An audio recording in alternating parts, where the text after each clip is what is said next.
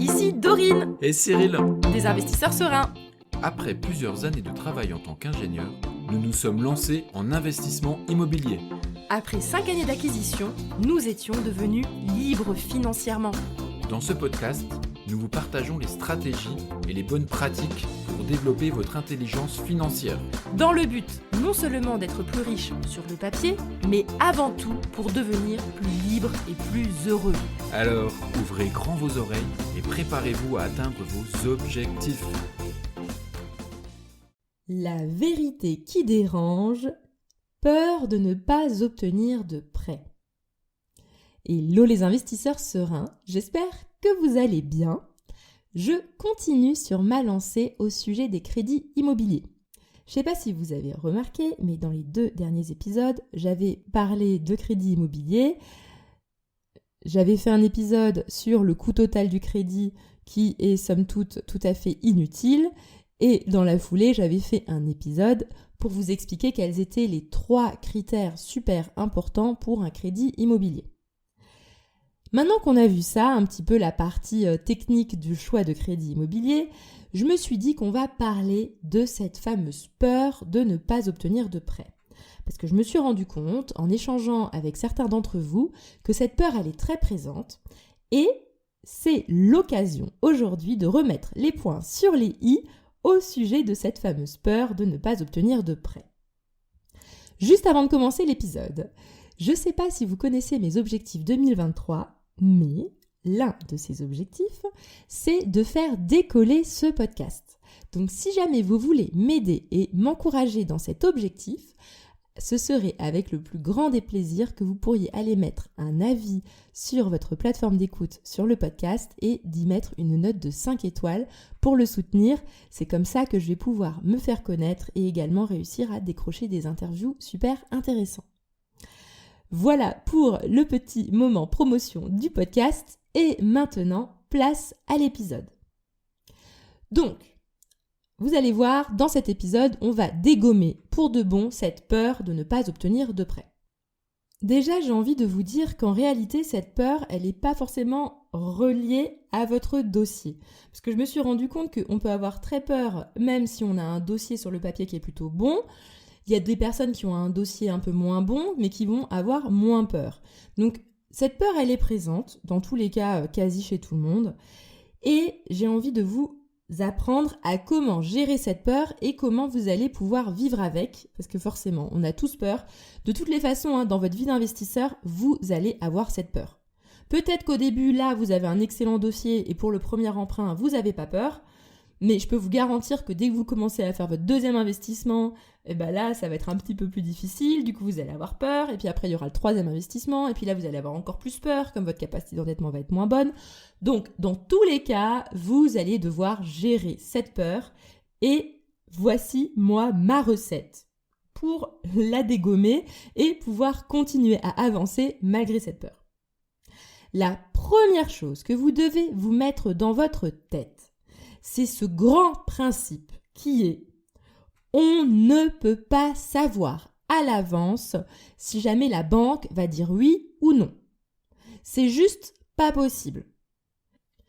Même parfois avec un excellent dossier où on se dit sur le papier mais il n'y a aucune raison qu'il y ait un refus, et bam, on se prend un refus pour X raisons. Et même parfois le banquier ne veut même pas nous dire pourquoi. Ou va nous donner une excuse bidon.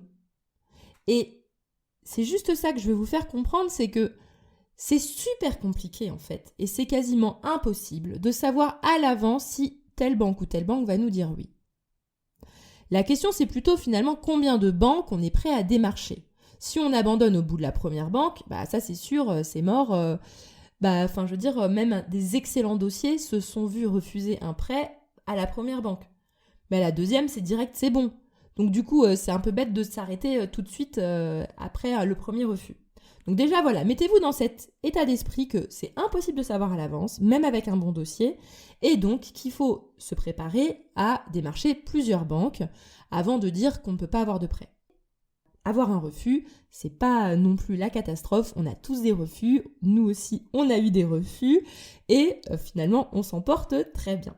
Voilà, donc maintenant vous connaissez ce principe, on ne peut pas savoir à l'avance, c'est pas possible. Voilà, c'est quelque chose qu'on ne peut pas prédire avec certitude. Par contre, ce que vous pouvez faire, c'est quand même d'estimer votre capacité d'emprunt, c'est-à-dire d'estimer le budget de votre projet de façon approximative en vous disant « Ok, dans les eaux là, normalement, sur le papier, ça devrait passer ». La méthode, c'est la suivante. C'est oui, vous faites votre estimation de budget approximative en fonction du calcul de votre taux d'endettement. Et une fois que vous avez ce budget, vous pouvez être ambitieux, essayer d'être un peu optimiste et vous dire « Ok, je tente un peu plus ». Peut-être que ça passera, peut-être que ça passera pas. Et du coup, il faut peut-être tenter moins. Ça, on ne peut pas le savoir à l'avance. C'est à vous de définir le budget sur lequel vous partez au départ. Et ensuite, c'est parti. Vous partez à la recherche de la bonne affaire.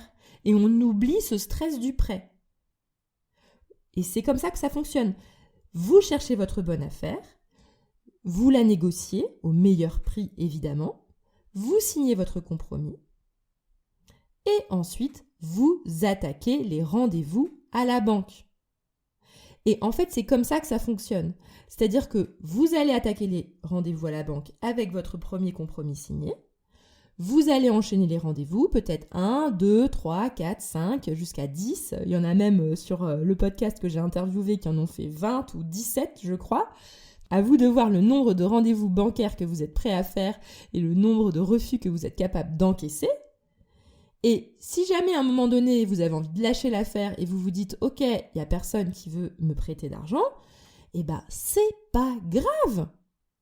Parce que tout le temps que vous avez passé là à chercher votre bonne affaire, à trouver un compromis, à négocier, à essayer de trouver un prêt bancaire, en réalité, vous n'avez pas perdu votre temps.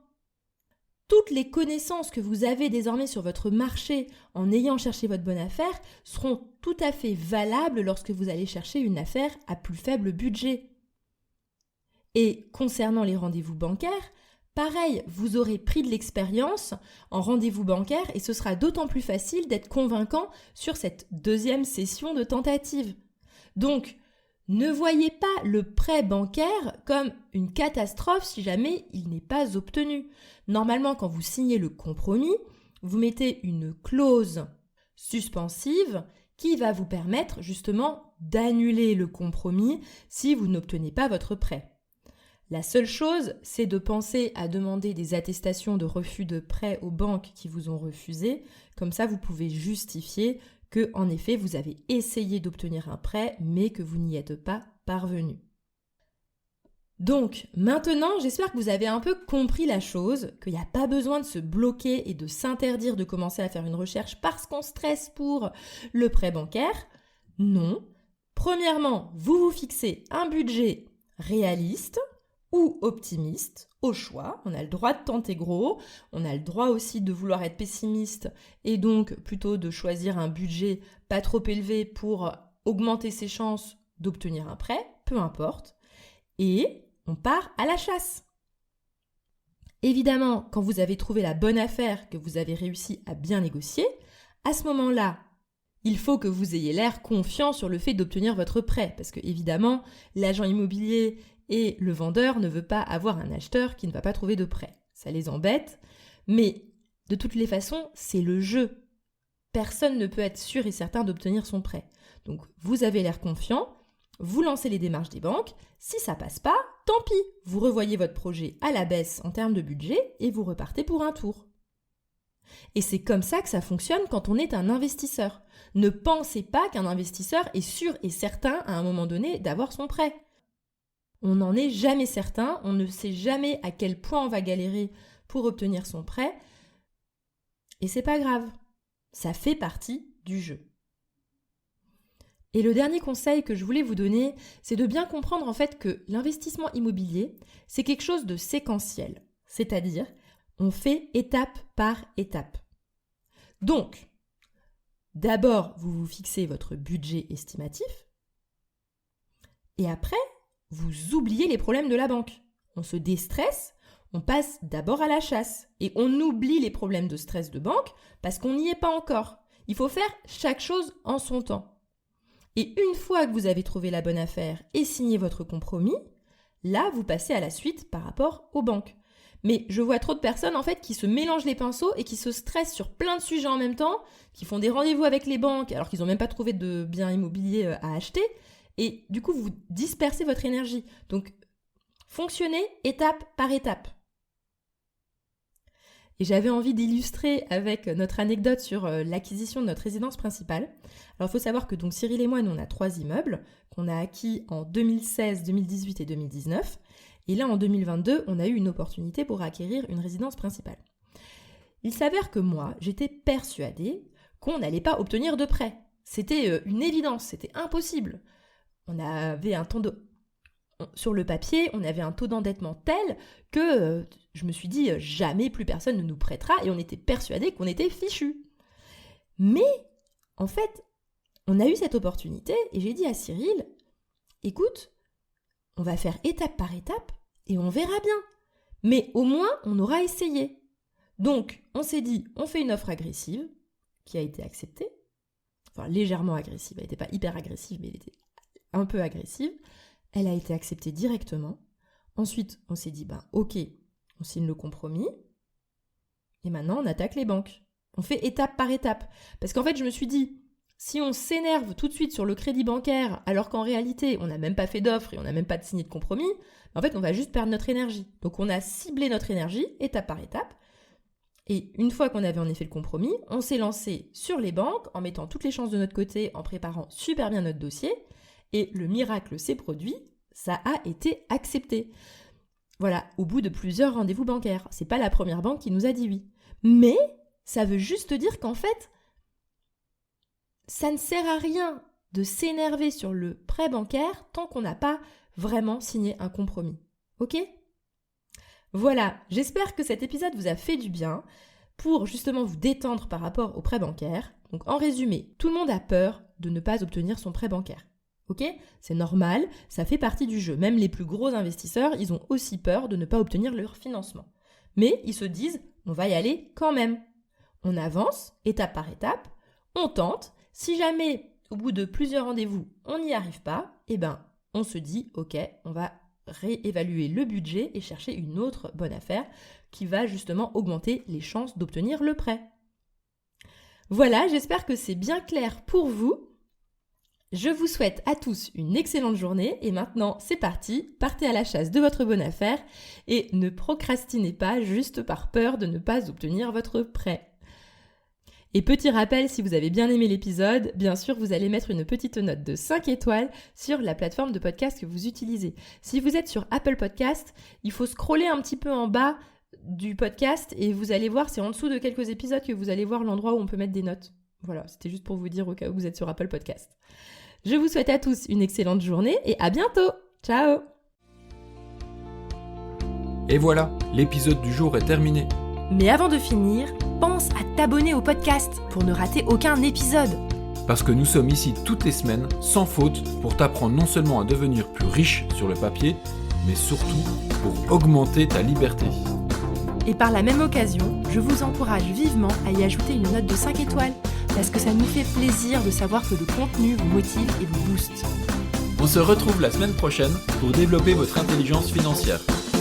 Merci beaucoup à tous et à bientôt. Ciao, ciao.